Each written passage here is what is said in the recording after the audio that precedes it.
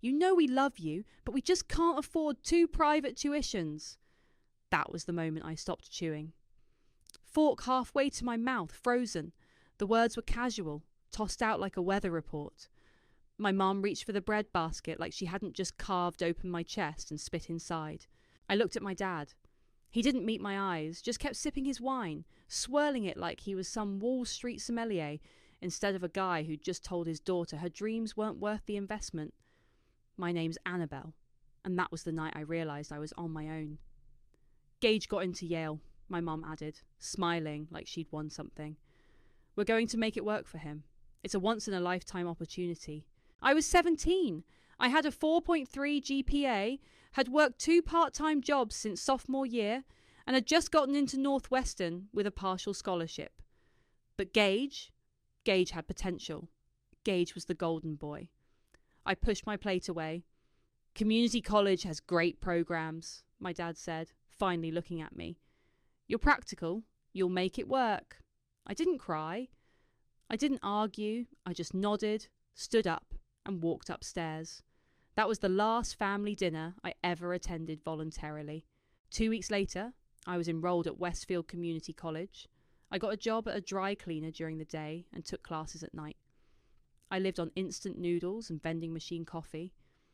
My parents called sometimes, usually to brag about Gage's latest debate win or his networking dinners.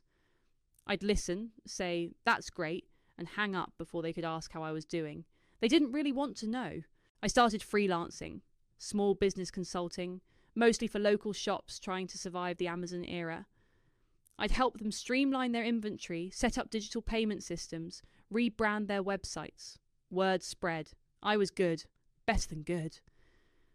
One night, after finishing a logo redesign for a bakery, I checked my email and saw it. A photo attachment from my mum. Subject line, "So proud of our boy." I clicked it. Gage, in his cap and gown, standing on the Yale lawn with my parents on either side of him. Champagne flutes raised, grins stretched wide. The kind of photo you frame and hang in the hallway. I wasn't in it. I stared at the screen for a long time, then closed the laptop and went back to scrubbing the bathroom floor. I'd picked up a second job at a gym to cover textbooks. The next morning, I texted Olivia. "You still hate your job?" she replied in seconds, with the fire of 1,000 suns. "I have an idea." We met at a diner off 6th Street. She was in a pencil skirt and heels, makeup flawless, but the circles under her eyes were deep enough to swim in. "I'm starting something," I told her. "Real consulting, not just side gigs. I've got 3 clients already. I need someone to help me scale." She blinked. "You're serious?" "I'm broke, exhausted, and running on spite. I've never been more serious." She leaned back in the booth, smiling slowly. "Let's burn it all down." We started in my apartment. 1 desk, 2 laptops, and a whiteboard we stole from her old office after hours. We called ourselves A&O Strategies. It sounded like a law firm. Clients liked that. I didn't sleep much. I didn't date. I didn't go out. Every dollar went back into the business. Every win felt like a middle finger to the people who thought I'd settle for practical. A year in, we landed our first 6-figure contract with a regional grocery chain. I called my mum that night just to see if she'd ask how I was. She didn't. "Gage just got offered a summer internship in DC, she said. "He's such a natural leader." I hung up before she finished the sentence. A few months later, I saw Gage's post on LinkedIn. "Thrilled to announce my promotion to Strategic Director at Linton Partners." There was a photo of him in a suit, leaning on a glass railing like he owned the skyline. I stared at it for a while, then clicked on the comments. All congratulations.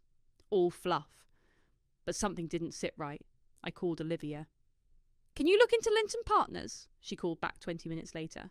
"He was let go 3 weeks ago, downsizing. That post is fake."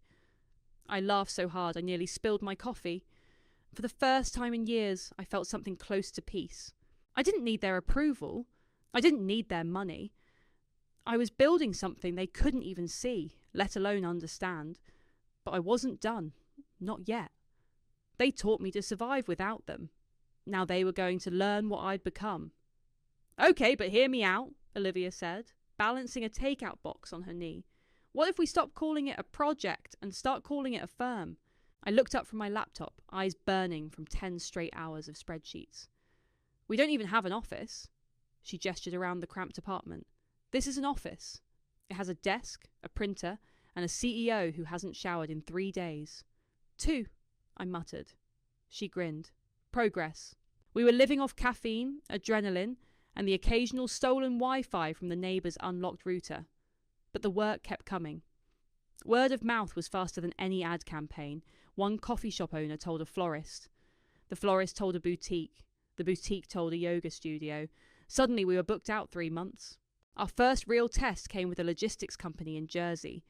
They were bleeding money and didn't know why.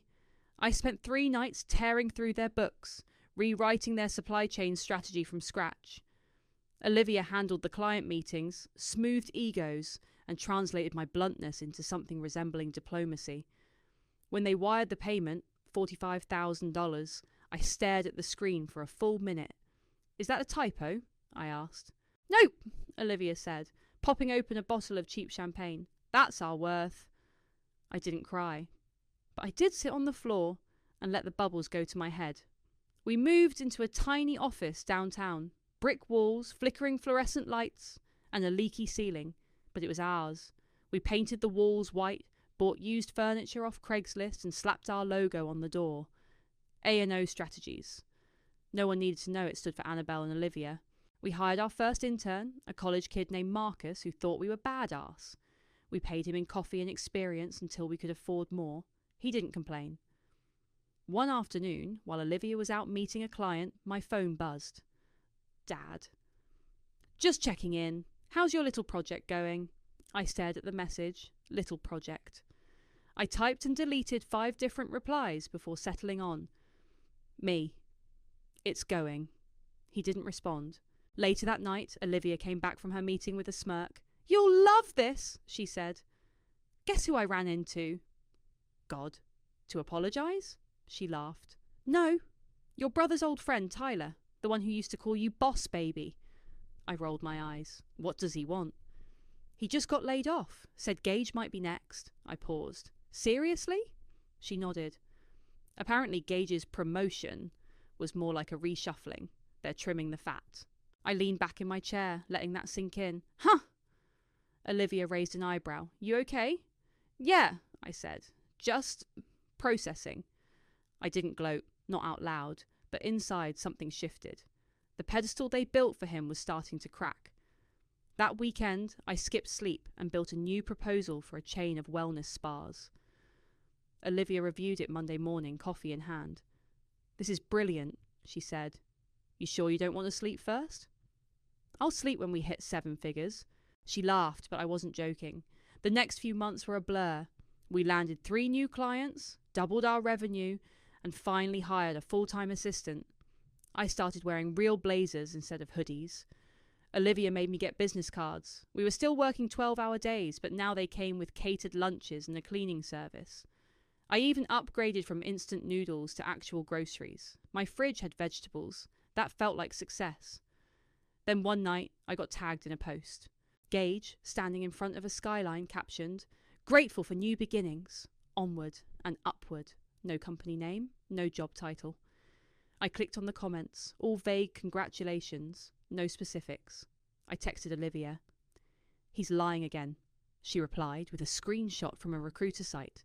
Gage's profile was marked open to work. I stared at it, thumb hovering over the screen. Then I locked my phone and went back to work.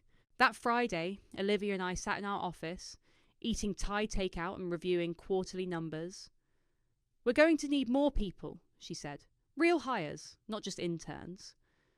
Ibrahim's coming in next week, I said. He might be a fit for HR. She nodded. Good. We're getting too big to wing it. I opened a new spreadsheet. Let's plan out the hiring funnel. Before we could start, my phone buzzed again. Mom. Can we talk? It's about your brother. I stared at the message. Olivia glanced over. Everything okay? I showed her the screen. She raised an eyebrow. You gonna call back? I shrugged. Let's finish the funnel first. But I couldn't stop thinking about it. They never called about me. Not when I got my first client, not when I moved into the office, not when I paid off my student loans in full. But now, when their golden boy was slipping, now they wanted to talk. I didn't know what they'd ask, but I knew one thing for sure. I was ready to answer. The event was called Pitch and Pour, which basically meant overpriced cocktails and a lineup of tech bros trying to sell apps no one needed. Olivia and I went because 2 of our clients were sponsoring it, and networking never hurt, especially when half the room was drunk and bragging. I was halfway through a flat gin and tonic when I heard the voice. Still the same, huh? Cheap drinks, loud music, and a desperate crowd. I turned. Jake. Same smug smirk. Same gelled hair. Same tailored blazer that screamed, I still think I'm 22 and important. Jake, I said flatly. Annabelle. He gave me a once-over. Wow, you look successful. I am, I smiled. And you look like you're pivoting. He laughed, but it didn't reach his eyes. You heard about the app? Which one? The one that tracked your friends' moods, or the one that helped you optimize your brunch schedule? Funny. He sipped his drink. We're rebranding. It's a lifestyle platform now. That sounds like something you say when you're out of money. He blinked, then laughed again. You always had bite. I remember that. I didn't respond. Olivia appeared at my side, eyes narrowing. Everything good here? She asked. Peachy, I said. Jake was just explaining how failure is the new innovation. Jake raised his glass. To reinvention. We left him standing there and headed toward the stage.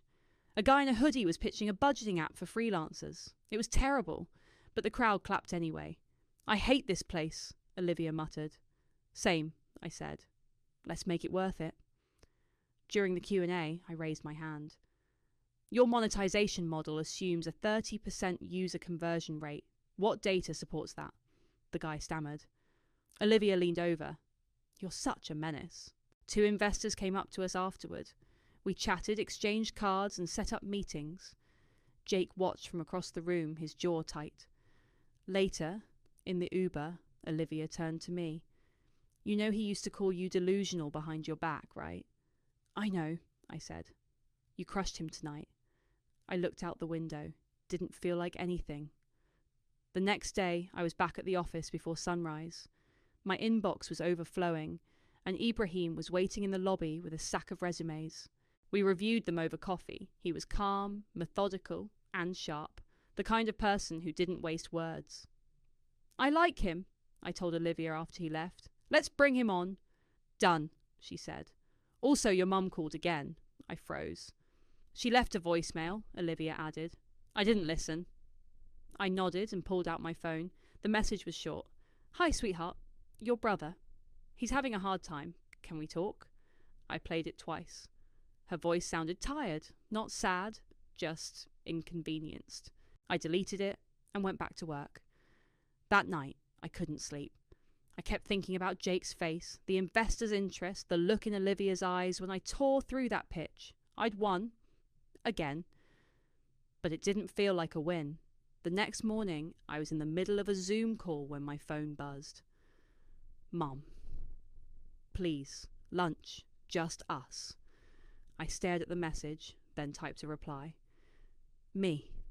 Fine. Friday, noon. The bistro. Olivia looked up from her desk. You sure? No, I said. But I'm going. Friday came fast. I wore a navy suit and heels sharp enough to stab. They were already at the table when I arrived. My mum in pearls, my dad in a blazer he'd probably worn to Gage's graduation. Annabelle, my mum said, standing to kiss my cheek. I let her, then sat. The waiter came. We ordered. Small talk. Weather. The traffic. My dad asked if I still lived in that little apartment. I own a condo now, I said. Oh, my mum said, blinking. That's nice. Silence. Then she leaned in. It's Gage. I waited. He's struggling, she said. He lost his job. He's been applying, but nothing's sticking. He's depressed, my dad added. Withdrawn. We're worried. I picked up my water. And? Well, my mum said, we thought maybe you could help. I raised an eyebrow. Put in a good word, she said. Maybe at your company? My fork clinked against the plate. You want me to get him a job? It's just an entry-level position, my dad said. He needs structure, a place to rebuild. I looked at them. The same people who told me to be practical, who funded his Ivy League education and sent me to community college, who never once asked how I was doing when I was working 2 jobs and eating canned soup. I smiled. Sure, I said. I'll see what I can do, my mum exhaled. Thank you, sweetheart. We knew you'd understand. I paid the bill before they could argue. Back at the office, I walked into Olivia's office. Set up an interview, I said. Entry level, no favours. She looked up. For who? My brother. She blinked. Seriously? Yep. She studied my face. You're not doing this out of kindness. Nope. She didn't ask anything else, just nodded and opened her laptop. As I walked out, I passed Ibrahim in the hallway. Hey, I said. You might be getting a new team member soon. He raised an eyebrow. Should I be worried? I smiled. Not at all. Just keep a close eye. That night, I poured a glass of wine and opened a blank document. I typed out the job offer, and at the bottom, I signed it. Annabelle. Chief Executive Officer. I hit print. Gage showed up 20 minutes late to his interview. Olivia watched him swagger through the glass doors like he owned the place, sunglasses still on, coffee in hand. She didn't say a word, just buzzed Ibrahim's office and let him know the candidate had arrived. I watched everything from the security feed in my office. He didn't recognise Olivia. That was the first red flag. She stood to greet him, hand extended. Hi, I'm Olivia. Thanks for coming in. He barely glanced at her. You the assistant? She blinked. I'm the COO. Oh, he laughed. Right, sorry, never mind. He sat down without being asked. I muted the volume and leaned back in my chair. Olivia was a pro, calm, collected, polite. Gage, on the other hand, leaned back like he was on a date, arms stretched, talking with his hands, interrupting every few seconds. Ibrahim entered 5 minutes later. Gage stood and shook his hand, firmer this time. Probably assumed the man in the suit was the real decision-maker. They moved into the conference room. I watched the door close, then turned back to my laptop. An hour later, Olivia walked in. Well, she said, your brother's still a jackass. I looked up. Tell me everything. He called me sweetheart twice. Said he was overqualified, but willing to help us out. Asked if we had a golf membership perk. I laughed. What did Ibrahim say? He smiled, took notes, didn't say much. Perfect. She sat down. You really want to hire him? I want to see what happens when he doesn't get special treatment. She raised an eyebrow. You're playing with fire. I'm fireproof. The next day, I sent the offer letter. Entry-level analyst. Salary just above minimum wage. No perks. No title fluff. Real work. Real hours. He accepted within the hour. His first day was Monday. He walked in wearing a designer blazer and no clue what he was walking into. Olivia greeted him again. This time he remembered her title. Looking forward to working with you, he said, trying to sound humble. She handed him a welcome packet and pointed toward Ibrahim's office. Your manager's waiting, he blinked. Oh, I thought I'd be working with someone more senior. You are, she said. Ibrahim's the head of the department. He looked confused but followed instructions. I watched from my office, door shut. I didn't plan to interact. Not yet. By Wednesday, Ibrahim had already sent me 3 flagged emails, missed deadlines, incomplete reports. Gage had asked a junior associate to handle the boring parts of a client brief. I called Olivia in. Keep him on a short leash, I said. He's already tangling it around his neck, she replied. By Friday, he'd submitted a pitch deck with entire paragraphs copied from a competitor's website. Ibrahim walked into my office, closed the door behind him. We have a problem, he said, laying the printed pages on my desk. I scanned them, word for word. Fire him, I said. Ibrahim hesitated. Are you sure? I looked up. Would you be asking if he wasn't my brother? He didn't answer. I sighed. No, don't fire him. Not yet. He raised an eyebrow. Make him fix it. Set a deadline. No help. If he fails, then we let him go. Ibrahim nodded slowly. Understood. That weekend my parents showed up, unannounced. I was at the office, working late, when the receptionist buzzed me. There's a couple here asking for you. They say they're your parents. I stared at the phone. Send them to conference room B. They walked in 10 minutes later. My mum was holding a tin of cookies. My dad looked like he hadn't slept. Annabelle, she said. smiling too wide. We were in the area. I didn't offer them a seat. What do you want? She blinked. Just checking in. How's Gage doing? I crossed my arms. You should ask him. We did, my dad said. He says it's challenging. I said nothing. My mom stepped forward. We're just worried. He's not used to this kind of environment. You mean one where he actually has to work? She flinched. That's not fair. No, I said. What's not fair is watching him coast through life while I clawed my way out of a hole you dug for me. My dad cleared his throat. We didn't come here to argue. Then why are you here? They exchanged a look. Maybe you could mentor him, my mum said. Guide him a little. I laughed loudly. You want me to babysit your grown son? We just want him to succeed, she said. I stared at them. You should have thought about that 10 years ago. They left without saying goodbye. Monday morning, Gage was in early. He looked tired.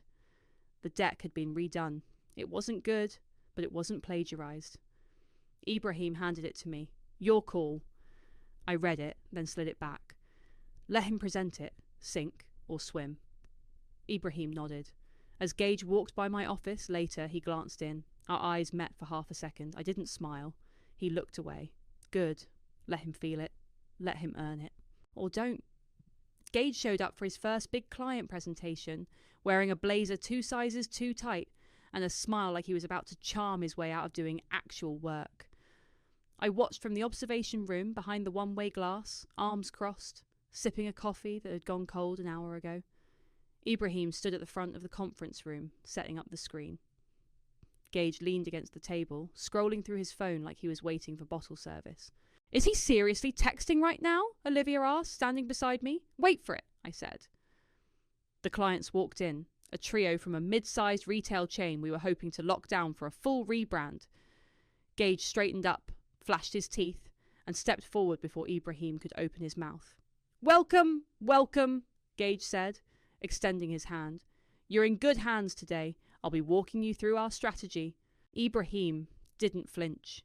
He just returned to the laptop and clicked to the first slide. Gage launched into the pitch like he was auditioning for Shark Tank. Buzzwords. Empty promises. No data. He even cracked a joke about millennial attention spans that landed like a brick. One of the clients glanced at his watch. Another scribbled something in a notebook.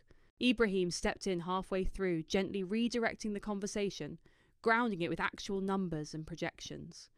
Gage looked annoyed, like someone had interrupted his solo. When it ended, the clients nodded politely and left with tight smiles. Ibrahim closed his laptop. Gage leaned back in his chair. Crushed it, he said. I turned to Olivia. He's delusional, she sighed. You want me to talk to him? No, I said. Let him keep thinking he's winning. Later that afternoon, I passed Gage in the hallway. He didn't say anything. Just nodded like we were colleagues, like he didn't know I was the one who'd signed his offer letter. I stopped at the break room. Marcus, one of our junior analysts, was making coffee.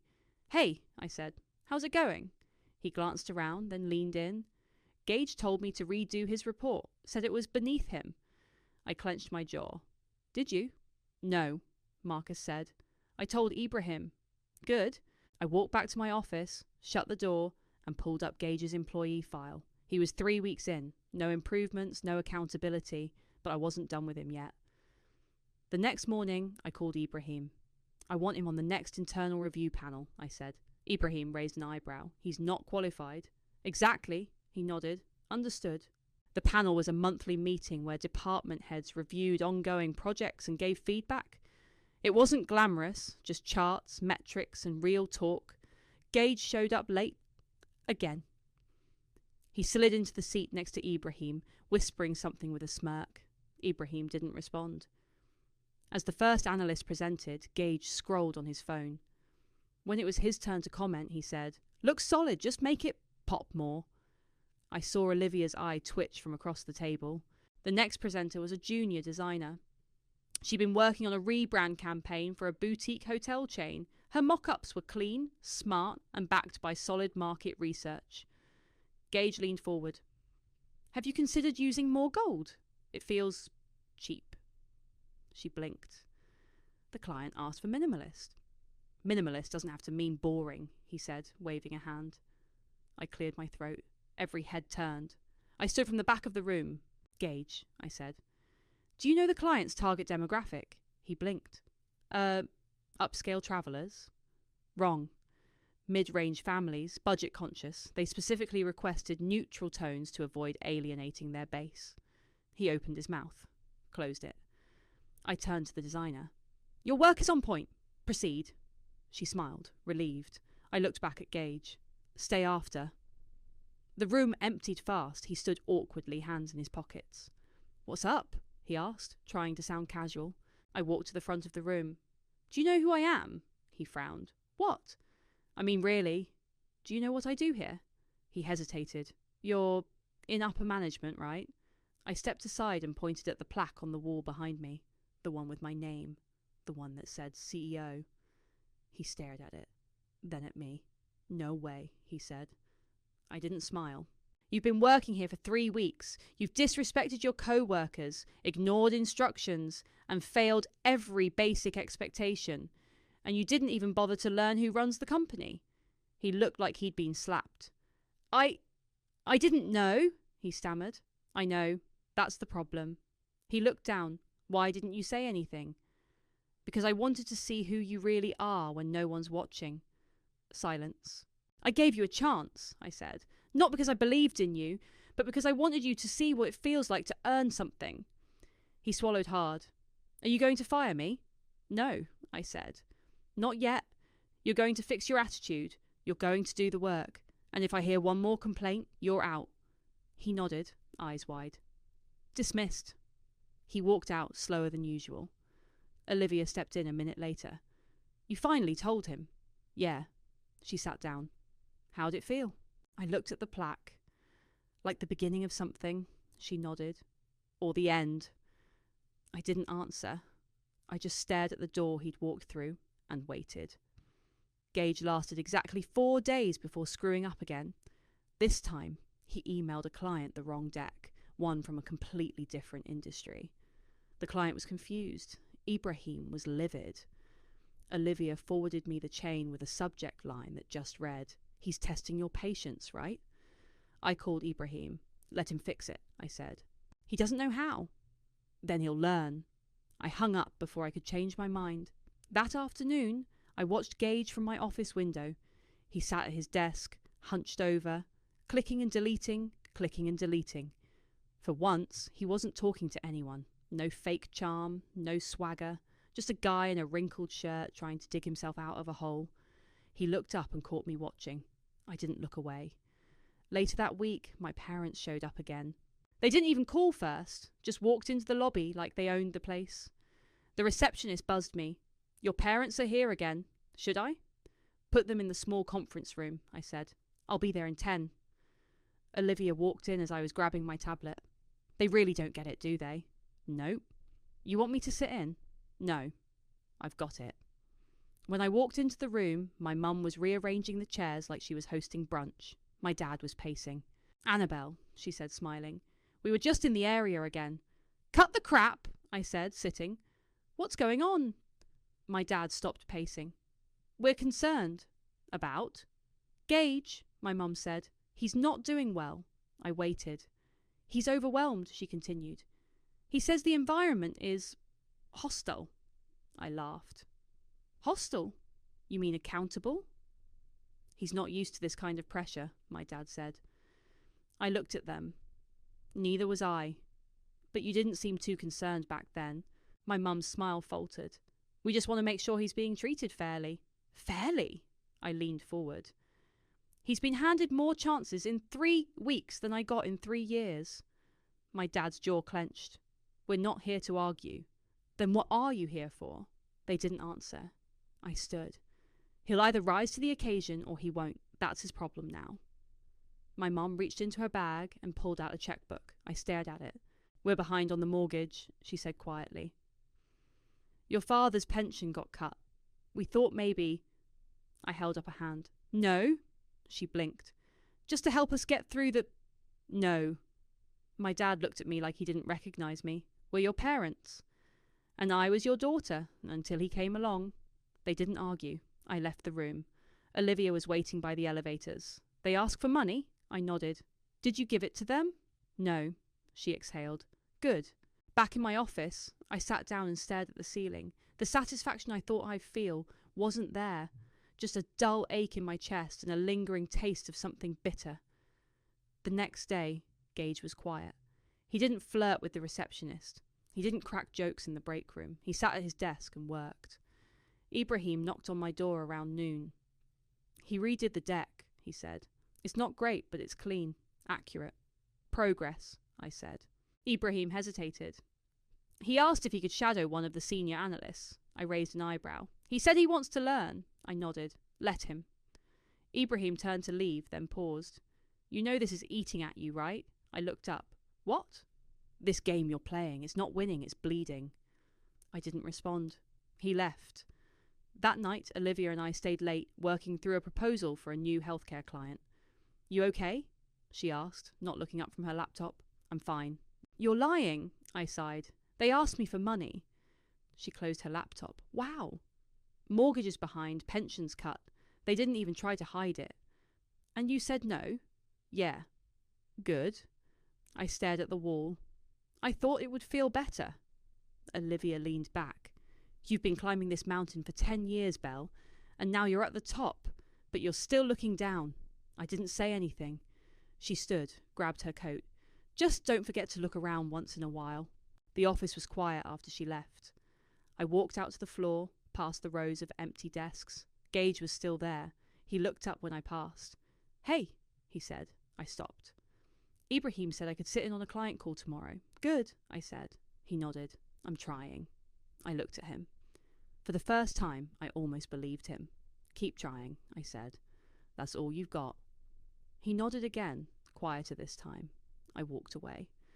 Back in my office, I sat down and stared at the city lights outside. Everything I wanted was here, and yet something still felt missing. But I wasn't done, not yet. The receptionist buzzed my office just after 11 a.m.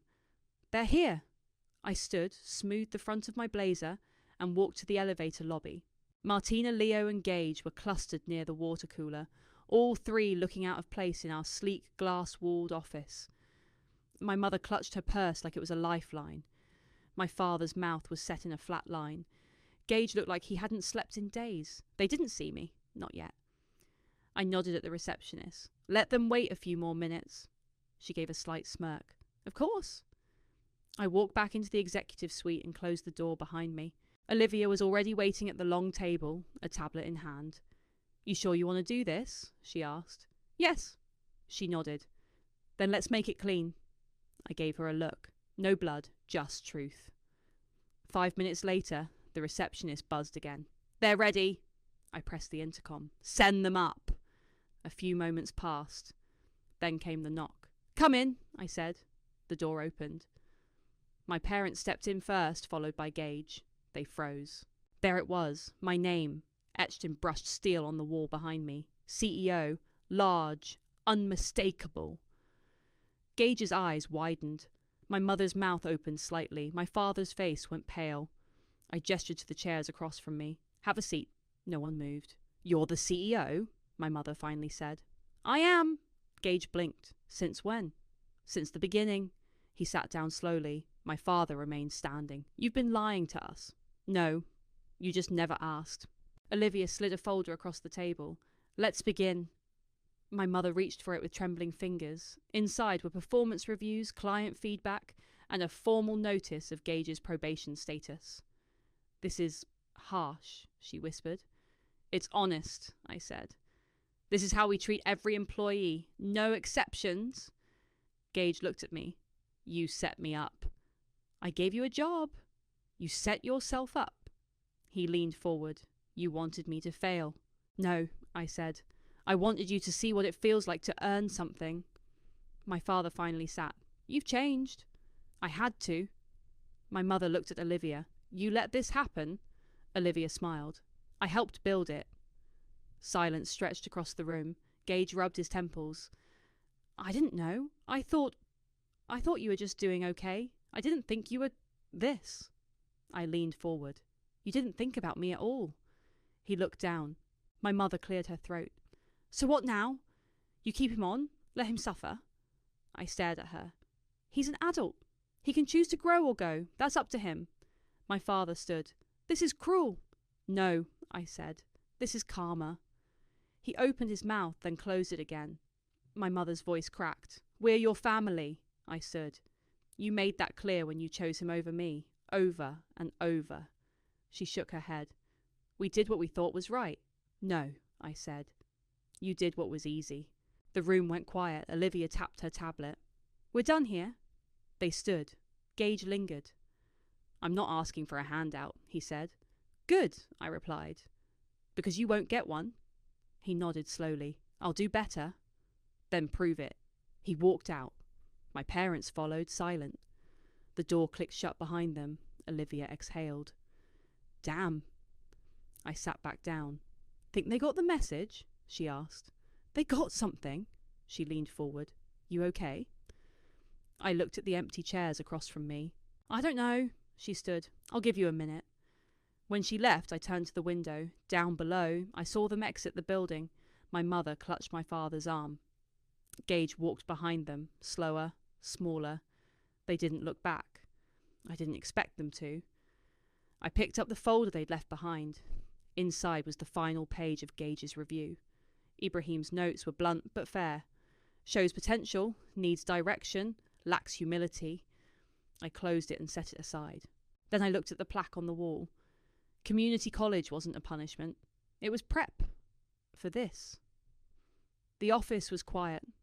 Too quiet. No ringing phones, no clacking keyboards, no Olivia yelling across the floor for someone to fix a formatting error.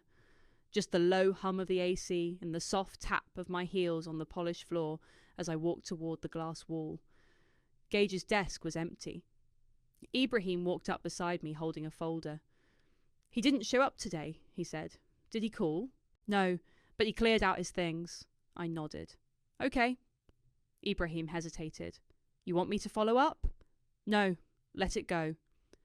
He gave a short nod and walked away. I stood there a moment longer, staring at the empty chair, the same one I'd watched him slump in, fumble through reports, fake confidence, the same chair where I'd hoped, maybe, just maybe, he'd figure it out, but he didn't.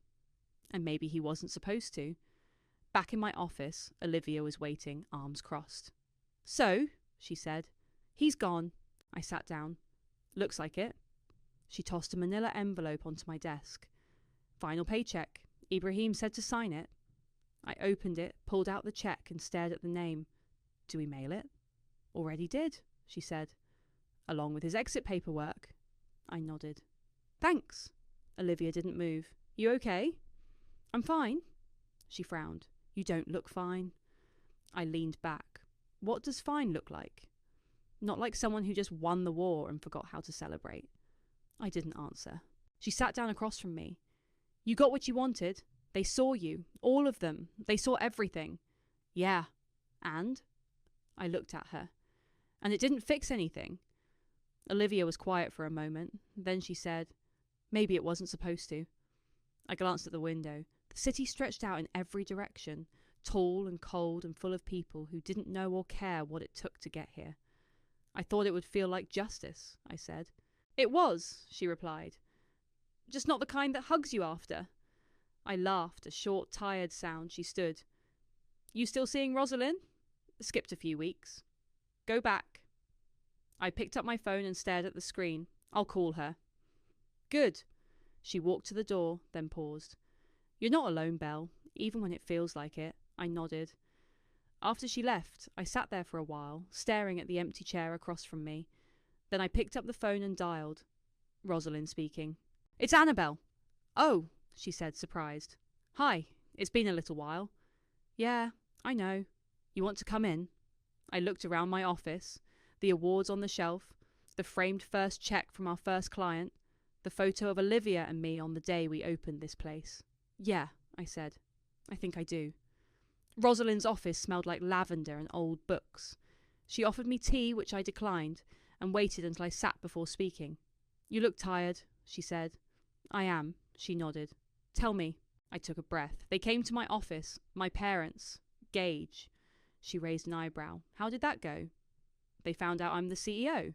And? They were shocked. Then they were ashamed. Then they asked for money. She didn't flinch. Did you give it to them? No. Why not? Because they didn't earn it. She smiled faintly. And you did. I did. We sat in silence for a moment. And yet, she said, you're here. I thought revenge would feel better. Did it feel good at all? I nodded. At first. And now? It feels empty. Rosalind leaned forward. Because revenge doesn't rebuild, it only burns. I looked down at my hands. So what now? You decide what comes next. You've proven your worth. Now you get to figure out who you are without the weight of proving it. I didn't respond. She didn't push. When I left her office, the sun was already setting. I walked instead of calling a car. The streets buzzed with noise and traffic and life. I passed a bookstore, a bakery, a flower shop, all places I once helped survive. All places that trusted me before I had a title. My phone buzzed, a text from Gage. Thanks for the opportunity. I wasn't ready. I hope you keep building something great. No excuses, no blame, just honesty. I stared at it for a long time. Then I typed, Despacis. I will. Take care of yourself. I didn't expect a reply. I didn't need one. Back at the office, I found Olivia in the break room, pouring herself a glass of wine. She held up the bottle. You in? I nodded. One glass. We sat on the couch, shoes off, the city glowing behind us. You know what they used to tell me? I said. What? That I was too practical. That I should be more like Gage, charming, bold, magnetic. Olivia raised her glass. Screw that. I clinked mine against hers. They wanted me to be practical. I took a sip. Now they know, I said. Karma is too.